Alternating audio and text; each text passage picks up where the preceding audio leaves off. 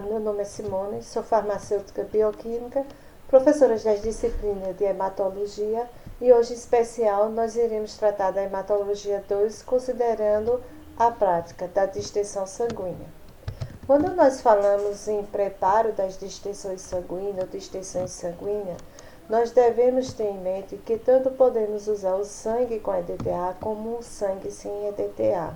Isso vai variar conforme os laboratórios nos quais vocês forem trabalhar. Alguns gestores dão prioridade para a execução da distensão no momento da coleta, outros, porém, preferem que essa execução seja realizada no laboratório de hematologia.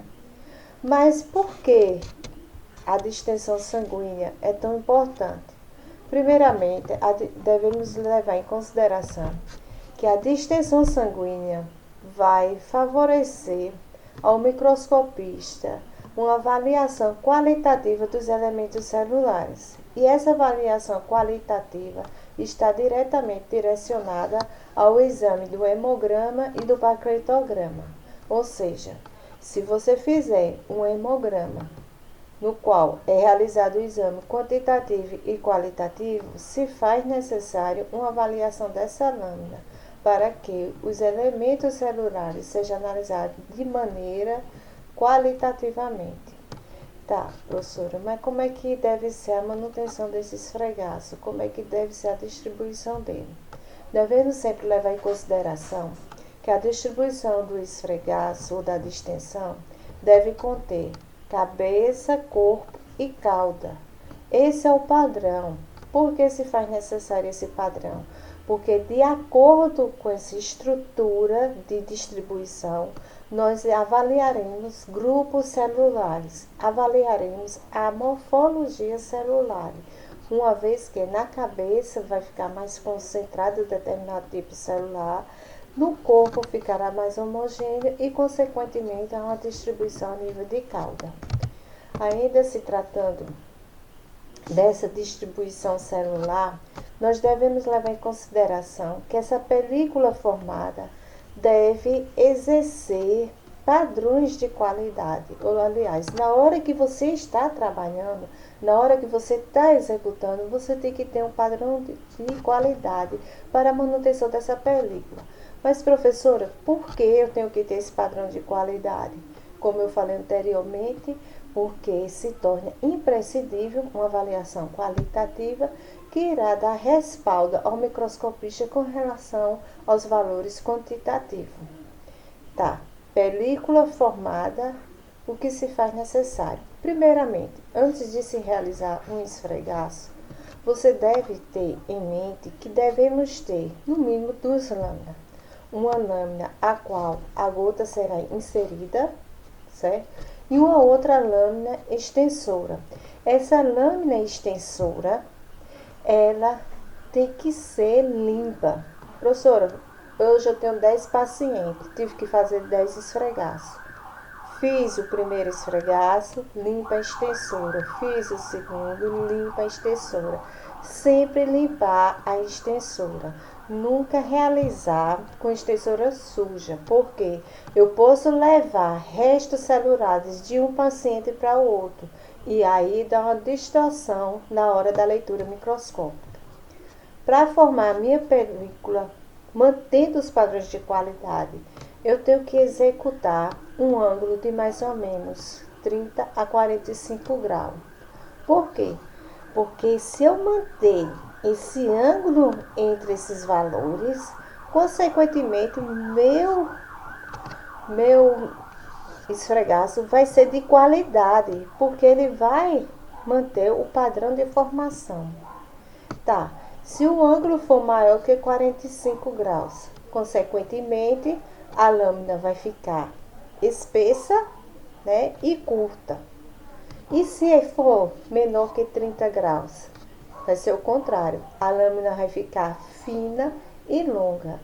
E a distribuição totalmente disforme. Ou seja, quando você for realizar um esfregaço sanguíneo, embora alguns achem que é apenas colocar uma gotinha na lâmina e distender, não é. Você tem que observar A padronização hematológica para manutenção e conservação das estruturas celulares. Primeira coisa, devemos ter lâmina para distribuição da película e lâmina extensora. Na hora de eu realizar, colocar uma gota de sangue. Esse sangue pode ser com ou sem EDTA. Observando que, para alguns, se você for consultar algumas literaturas, alguns autores dizem que a gota equivale a 50 microlitros. Mas em termos de precisão, a gota equivale mais ou menos a 0,39 microlitros. Então, se eu colocar uma gota de 50 microlitros, consequentemente, meu esfregaço vai ficar denso, vai ficar espesso. O ideal será você colocar mais ou menos 20 a 30 microlitros de sangue, tá certo? Professora, mas eu quero manter sempre a qualidade do meu esfregaço. Não tem problema, você é capaz de manter. Até porque nós que realizamos a microscopia dependemos do trabalho de vocês técnicos. Então, quando você realiza um bom esfregaço, você está me ajudando a dar um excelente resultado. Um resultado com precisão e exatidão. Então, para manter a qualidade do meu esfregaço, se eu trabalho já com sangue com EDTA, eu tenho um subsídio a mais, além de observar toda essa estrutura técnica. Eu posso olhar também o hematócrito do paciente. Porque se o hematócrito do paciente estiver acima do normal, eu vou fazer um ângulo agudo na extensão. Porque eu fazendo um ângulo agudo da extensão, eu vou manter a estrutura da película, ou seja, eu vou manter o esfregaço com a padronização, cabeça, corpo e cauda. E se eu tiver um hematócrito abaixo do normal, eu vou fazer um ângulo obtuso. Consequentemente, eu irei permanecer com os meus padrões de qualidade, mantendo sempre a padronização, tá? É importante vocês saberem que existem algumas máquinas que já realizam tanto a confecção do esfregaço como a coloração. São chamados slides makers. Esses slides makers, eles estão distribuídos nas regiões das capitais. Se você for para as capitais, você já pode evidenciar isso. No entanto, aqui em Campina Grande, eu desconheço qualquer laboratório que o tenha. A maioria das confecções são realizadas manualmente. Em termos de interior da Paraíba, também não conheço ninguém que tenha os slide makers, certo? Gente, vou realizar o esfregaço. Leve em consideração esse item, limpeza da lâmina extensora, tá? Para que você não leve material de um paciente para o outro, que embora seja pequena quantidade, vai fazer grande diferença na hora da leitura microscópica. Tá, professora? Vamos observar aqui como devemos realizar uma extensão. Mas, professora, se eu estou lá no meu laboratório, eu não tenho a lâmina de extensora. O ideal, gente, é você disponibilizar pelo menos uma lâmina de vidro nova para fazer as extensões. Caso não tenha, você escolhe uma menos sofrida. Mas tem pessoas por aí que elas mandam realizar até lâminas extensoras de acrílico. Funcionam muito bem. Porque se vocês observarem a figura A, essa bordazinha, essa de baixo aqui, ó, a extensora, ela tem uns cortes nas extremidades. Por que esse corte? Para que na hora que eu vá distribuir a minha gota de sangue, ele não ocupe todo o espaço da lâmina, e sim deixe um espaçamento na lâmina de vidro, certo? Se você voltar aqui, você vai ver, ó, que quando ele puxa na figura C, tem um espaçamento aqui entre a borda do esfregaço e a extremidade da lâmina. Para a realização do esfregaço, figura A, bota a gotinha lá, sua extensora sempre à frente. Figura B. Executa o ângulo de 30 a 45 graus, recua a extensora, faz com que aquela gota distribua bastante uniforme na extensora, na extremidade da extensora. Quando ela estiver bem distribuída, você viu que a gotinha se espalhou por completo, você executa um movimento retilíneo e uniforme, puxando assim seu esfregaço, formando assim sua película em termos de padronização da qualidade, pois procedendo dessa maneira, você vai executar com eficiência e nós teremos um esfregaço de qualidade, observando sempre a padronização, cabeça, corpo e cauda. Tá, professora, mas por que essa distribuição celular na extensão é tão importante? Olha só, na cabeça, nós iremos encontrar uma grande concentração de leucócitos, com predominância dos linfócitos. Já no corpo, essa concentração vai estar homogênea. Eu vou encontrar quem ali naquele espaço? Vou encontrar os leucócitos, as hemácias e as plaquetas bem distribuídas. Quando eu passo para a parte da cauda do esfregaço, eu vou encontrar esferócitos, que são hemácias específicas de determinados tipos de anemia, que nós iremos estudar no capítulo das anemias. Nós iremos encontrar uma grande quantidade de monócitos e granulócitos. Fora isso, essa grande quantidade vai estar com distorção morfológica. Ou seja, se você pega um esfregaço que só tem cabeça e cauda, consequentemente você está induzindo a um resultado errôneo. E se esse laboratório for um laboratório de pequeno porte? Porque nós sabemos que existe laboratório de pequeno porte, os quais têm a máquina com canais limitados. Eles só realizam a parte do eritrograma e o leucograma, dando só apenas a quantidade de leucócitos totais. Ele não dá a específica, que é a classificação celular. Aí vamos supor, você faz um esfregaço mal feito, o microscopista não tem experiência e libera resultados errôneos. Consequentemente, isso aí vai comprometer o laudo. Você vai induzir a um resultado errôneo. Deve-se manter, gente, a qualidade da extensão. Os esfregaços sempre chamam a atenção. É fundamental para o fechamento de um laudo de um hemograma. Não existe hemograma de excelência se não tiver um bom esfregaço com uma boa coloração. Então, o que é um esfregaço com qualidade? Ou o que é uma extensão com qualidade? Ou o que é uma película que mantém a qualidade? Primeira coisa que devemos observar, deve ser 2,5 centímetros de comprimento, ser estreita, não é estreita, como nós iremos no próximo exemplo, apenas uma gotícula na lâmina, não, é ser estreita, tal que não ultrapassa a extremidade da lâmina, tem aquele espaçamento que nós observamos na figura C do slide passado. Então, as laterais têm que ficar livre. E a espessura da película deve ser homogênea. Nem pode ser muito densa, nem muito fina. A cabeça e a cauda devem ir reduzindo gradativamente. E além disso, nós devemos observar que um bom esfregaço não deve conter artefatos.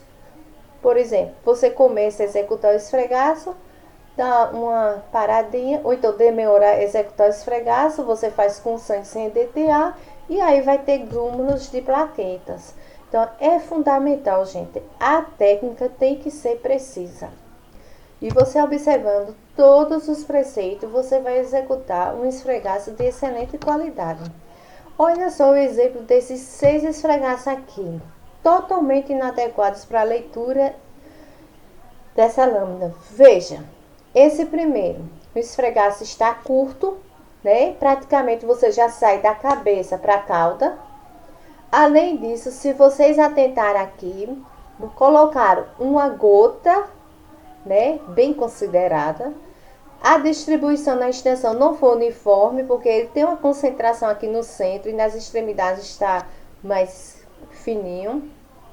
E uma velocidade aqui com um ângulo Menina, esse ângulo aqui está bem característico de um ângulo de mais de 50 graus, bem mais. Essa segunda, na segunda, nós observamos o quê?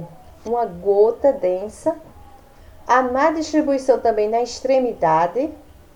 Veja que o centro dele está bem espesso e as extremidades bem fina. A gente vai ver que vai ter um acúmulo celular no centro e nas extremidades as bordas vão estar com resultados aí distorcidos da realidade desse paciente. Então, com certeza, ele está inadequado para a leitura. Esse 3, gente, isso aqui não deve ser considerado nenhum esfregaço. Isso aqui é uma mini gota, né? E a pessoa simplesmente puxou de qualquer maneira.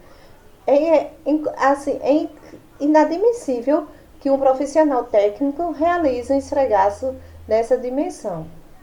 Esse outro do mesmo jeito, praticamente não tem sangue, né? A gota foi mínima e puxou aí de qualquer jeito, ficou apenas um risco de sangue.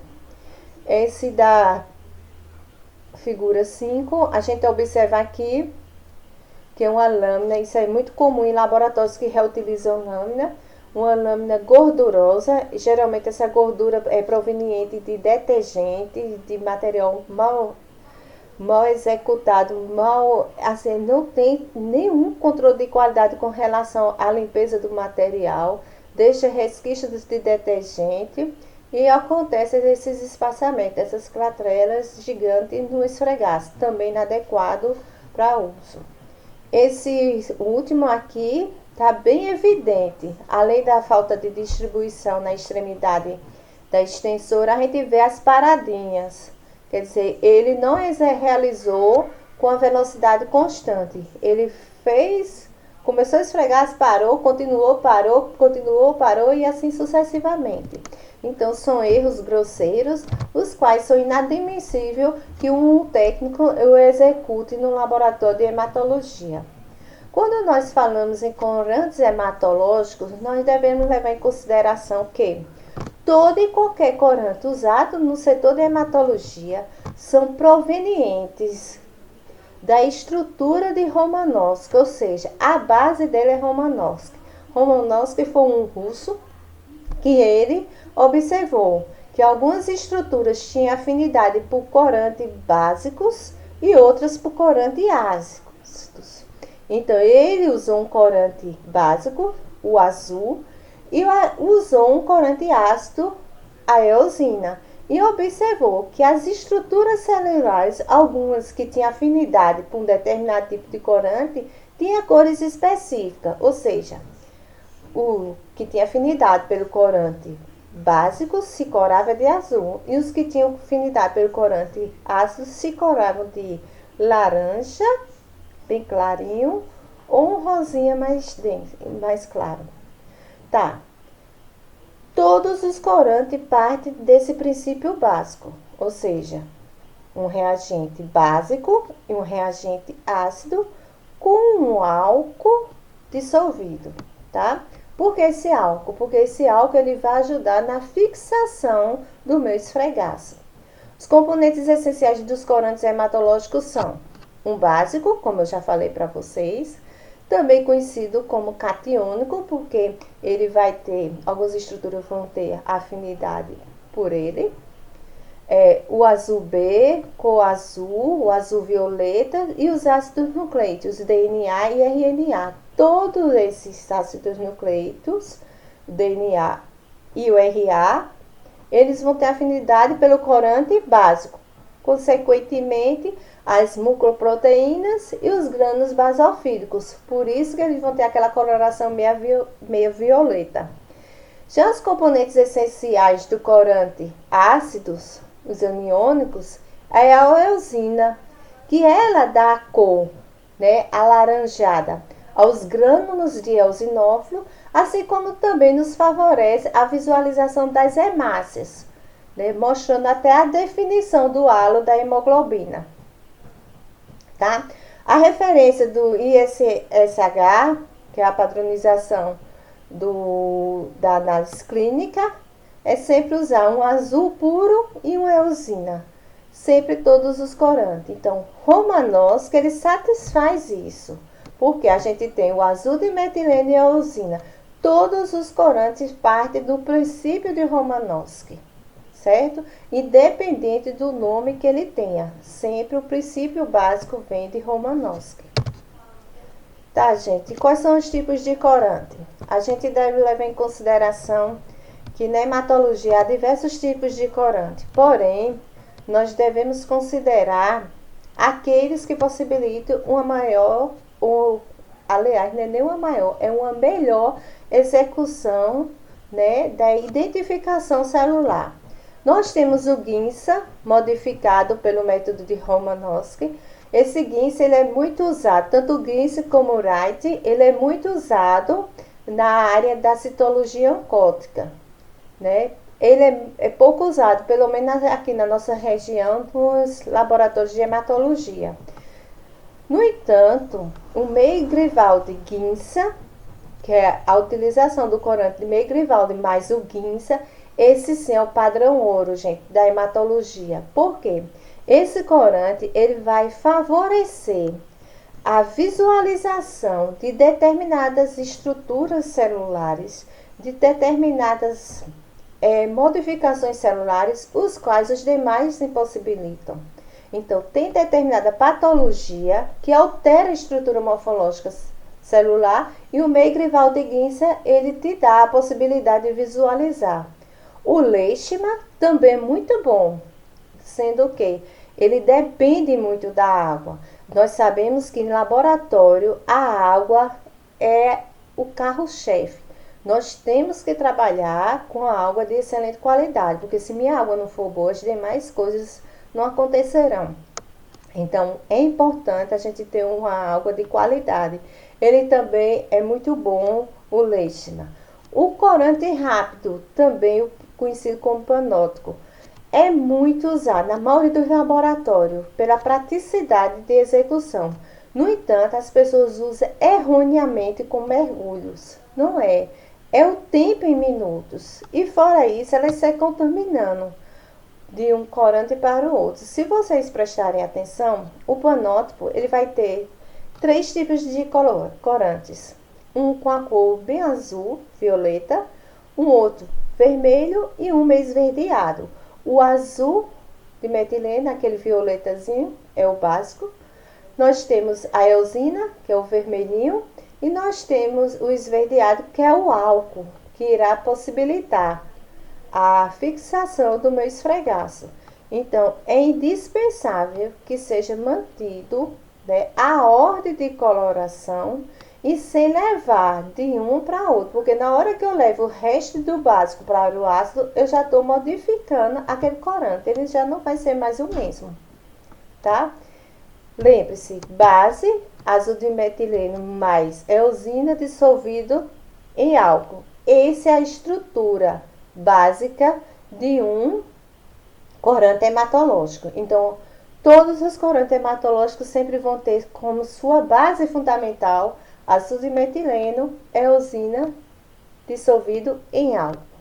Então, básicos, ele vai corar estruturas catiônicas e ácidos, estruturas aniônicas. Aqui nós temos alguns exemplos de coloração, tá? Essa primeira coloração aqui, você vê a grande afinidade pelo corante básico. Aqui, provavelmente, nessas colorações aqui, teve erro de tempo de distribuição do corante. Então, a pessoa que estava ali na coloração, ela não observou esses tempos. Ela deve ter excedido. Nesse daqui, a gente vê que há grande concentração de corante básico. Esse daqui, a concentração persiste, porém em menor evidência. Esse terceiro, ele está intermediário, a gente vê que o tempo excedeu aqui para um e para outro. Esse quarto, ele já está com tendência também, ainda predomina o básico, mas a gente já vê uma tendência puxando para o vermelho. E esse último aqui só tem praticamente corante ácido, então excedeu o tempo. Aqui a gente vê erros de coloração. E eu quero chamar também a atenção a você, nessas figuras, também as extensoras. as extensões. Veja como estão esses esfregaços, como estão bem reduzidos, certo? Esse daqui partiu da cabeça para a cauda, esse daqui praticamente não tem cabeça nem cauda. Esse daqui, ó, a lâmina está gordurosa. Se vocês prestarem bem atenção aqui, vai ter uns pontinhos pretos, que são artefatos, ou são provenientes do corante, ou do próprio elemento sanguíneo, né? Esse daqui, praticamente sem corpo. Esse daqui da mesma forma. Então, a gente vê esfregaços de péssima qualidade. Bem, pessoal, é esse o que eu quero abordar, é esse tema aqui que eu quero abordar com vocês, de extensões sanguíneas.